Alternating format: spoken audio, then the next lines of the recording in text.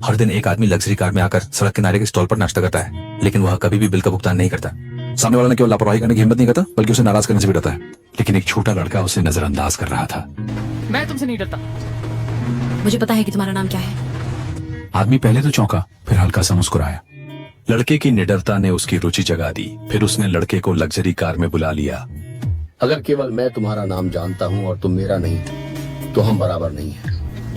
अभी शुरू भी नहीं हुआ और पहले से ही नियति तक। क्या तुम इस बात को समझते हो? समझा। हालांकि छोटा लड़का अभी नहीं समझता, लेकिन आदमी की बात जल्द ही उसकी किस्मत पूरी तरह बदल देगी। 1990 के दशक की शुरुआत में, जब ताइवान में हर कोई शेयर खरीद रहा था, कुछ लोग रातों रात अमीर बन गए, जबकि कुछ पूरी तरह से कंगाल हो गए। और पुरानी लोमड़ी के नाम से मशहूर शेख बॉस पहले समूह में थे। न केवल एक शानदार रेस्तरां का मालिक, बिला लग्जरी कारें, यहाँ तक कि पूरी सड़क भी उसके नाम की संपत्ति है। और उसने किराया वसूलने के लिए एक खूबसूरत महिला सचिव को भी नियुक्त किया है। लड़के लियाओ जिये के पिता अलाई भी किराएदारों में से एक हैं। कोमल और समझदार लिन सचिव लियाओ जिये को बहुत पसंद है, क्योंकि वह हर बार आने पर उसे कुछ छोटे उपहार लाती हैं।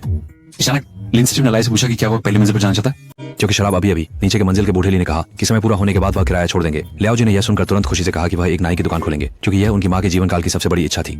लेकिन पिता ने कहा कि वह अभी तैयार नहीं है। वास्तव में उन्होंने अभी तक पर्याप्त पैसे नहीं बचाए हैं। हालांकि वह लाओ होली के नाम के तहत रेस्तरां के हॉल मैनेजर है। काम कम नहीं किया, लेकिन वेतन बहुत कम है। पैसे बचाने के लिए दिन भी बहुत तंगी में गुजरते हैं। यहाँ तक कि पानी का उपयोग भी हर एक बूंद तक सटीक होता है। जब भी गर्म पानी उबलता है तो तुरंत गैस बंद कर दी जाती है। गैस बंद करो। ओह, ये पिता पुत्र के बीच का अनोखा पैसे बचाने का संकेत है। इतना ही नहीं, लियाओ जी के कपड़े भी अले द्वारा हाथ से सिले जाते हैं। उसने पिता से पूछा कि वे दोनों के लिए एक नाई की दुकान कब खोल सकते हैं। पिता ने उसे बताया कि 3 साल और इंतजार करो, फिर घर खरीदने के लिए पर्याप्त पैसे जमा हो जाएंगे। हालांकि दिन बहुत दूर है, लेकिन लियाओ जी ने फिर भी आशा देखी। मूल रूप से माँ के गुजरने के बाद से नाई की दुकान लियाओ जी के दिल की धुन बन गई। जैसे वह फिर से माँ के साथ बिताए दिनों में लौट सकता है, माँ की बातें सुन सकता है, गर्मा गर्म खाना खा सकता है। यह वह जीवन है जिसे वह सपनों में भी जीना चाहता है। उसने अपनी माँ की यादों को पूरी तरह से नाई की दुकान में समर्पित कर दिया है। एक हूँ 9 कुएं। हर दिन उसके लिए उसे अपनी इच्छा के और करीब ले जाता है। पिता के 3 साल के वादे ने उसे घर के प्रति और अधिक उम्मीदें दी। और आले भी अपने सपने के लिए चुपचाप तैयारी कर रहा है। हालांकि उनके सपनों की राह केवल साइकिल की गति से चल रही है, लेकिन पिता की पीठ रात के अंधेरे में एक दीपक की तरह है, जिससे लियाओ जी को विश्वास है कि वह उसे एक उज्जवल भविष्य की ओर ले जाएगी। 然而，当他们还在辛辛苦苦攒钱的时候，楼下的劳力已经靠炒股大赚一笔。全凭一名时刻给他提供的内幕消息，投资了当下涨势最旺的机智股票。正所谓抓住风口这都能飞，把握着机遇就是人生最大的财富。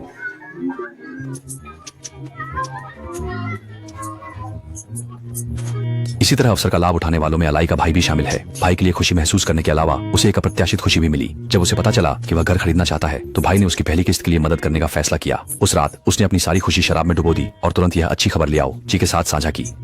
मैं तुम्हारे लिए घर खरीदूंगा। वाह, घर खरीदना, घर खरीदना, जल्दी करो, घर खरीदना, मैं तुम्हारे लिए खरीदूंगा, घर खरीदना। लियाओ जी खुशी से नाचने लगे। उन्हें नहीं लगा था कि आश्चर्य इतनी अचानक आएगा।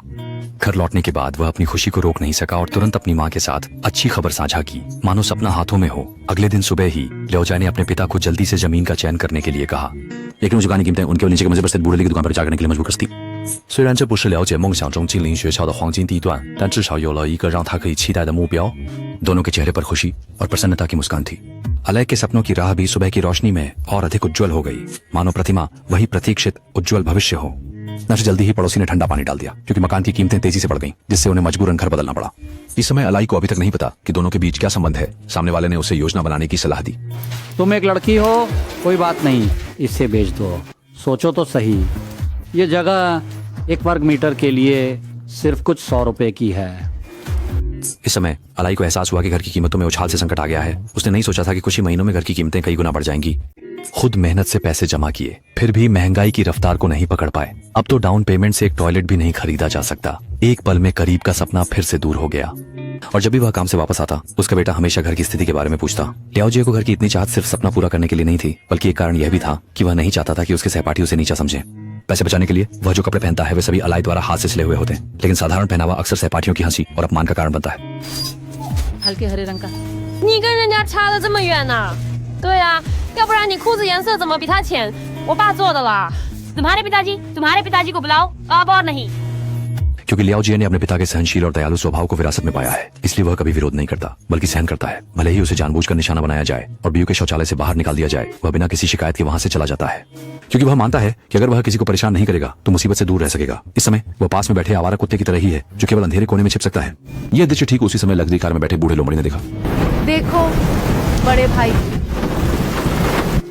नमस्ते मिंगजाओ, क्या तुम्हें कोई परीक्षा की तैयारी करनी है? और कुछ शुभकामनाएं।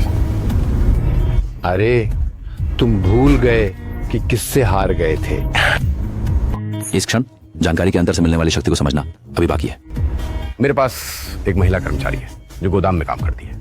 200 रुपए में बच्चों की परवरिश करती है।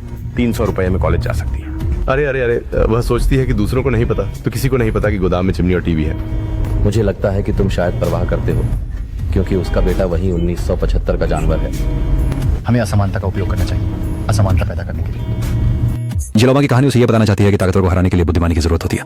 但是这种阴暗的厚黑学并不是了解能理解的，他只是似懂非懂的说了一句懂了，直到下车后他才想起上车的目的。 मैं भूल गया, धन्यवाद। हालांकि उसने बहुत सारे बड़े सिद्धांत सुने, लेकिन वह जो सबसे ज्यादा चाहती थी वह अभी भी एक घर था। फिर भी बूढ़े चालाक की बातों ने उसकी भावनाओं को प्रभावित किया, जिससे उसे लगा कि घर एक असमानता की बात है। हालांकि पिता उसकी भावनाओं का पूरा ख्याल रखते थे। हालांकि केवल छुट्टी लेकर घर पर उसकी देखभाल कर सकता है। अच्छी बात यह है कि कोई बड़ी समस्या नहीं थी, जल्दी ठीक हो गया। जब तक सचिव लिन फिर से किराया लेने नहीं आए तब तक पता नहीं चला कि अलाई उस रात पसीने से तरबतर होकर नहीं टिक सका। लिन सचिव ने तुरंत ठंडे पानी से माथा पोंछकर तापमान कम किया और फिर अलाई की जगह लियाओ जी की देखभाल की, जो अभी तक खाना नहीं खा पाया था।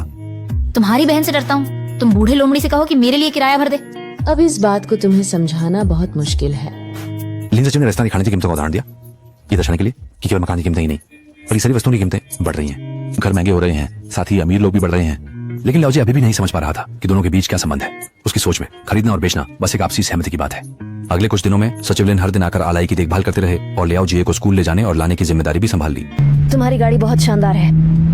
ये उस बूढ़े लोमड़ी का है, स्थिर हो गया तो बेच दिया। ये लियाओ जी का पहली बार लग्जरी कार की पहली पंक्ति में बैठना था। उसे कभी पता नहीं था कि कार में सीढ़ी भी चल सकती है। बस हल्के से धक्का देने पर सुंदर संगीत बजने लगता है।